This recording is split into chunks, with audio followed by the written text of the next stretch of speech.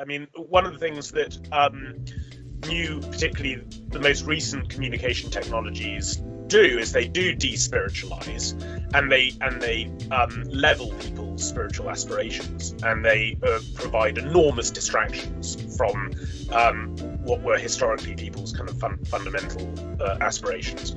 You know, we've talked in the past about the Vedic conception of the four-tiered way of human life. That first you are growing up and being inducted into a social organism, then you become an apprentice, then you become a provider, and then you become a holy man because you've got to prepare for your death. Social media will be a huge distraction away from that very sensible way of organising your life. But so it teases you away from spiritual aspirations, but it also de-incarnates life. It moves you from concrete interpersonal communities into online communities of phantoms and spectres and avatars that you don't know.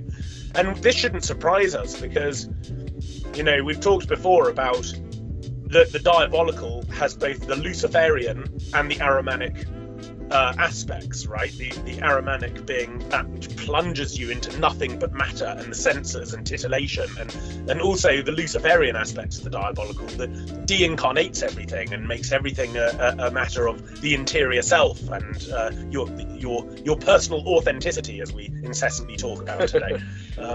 Can we go back to this point that we launched off with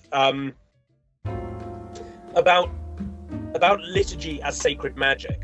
Because it's, you know, Valentin Tomberg says that magic is threefold. It's Faustian, it's communal, and it's divine.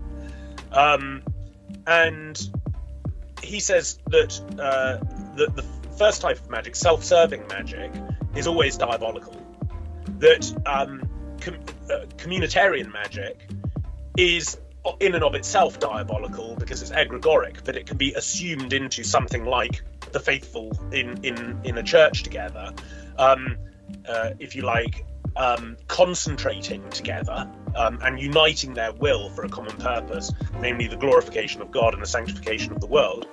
And then it overflows into this sacred liturgy, and sacred liturgy or theurgy is again something purely natural, according to Tomberg. It's something that every religion is an aspect of natural religion.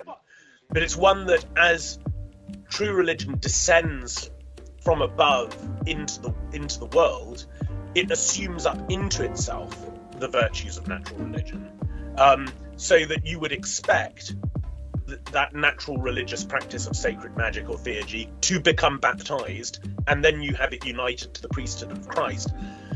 And it seems to me that one of the tropes of modern theology is an extremely confused account of the relationship between nature and supernature, and that thinking about liturgy as baptized theurgy is a way in to trying to understand actually what the correct relationship might be between the natural and the supernatural. Have you thought of that aspect before? Not in those terms. I think that's extremely interesting.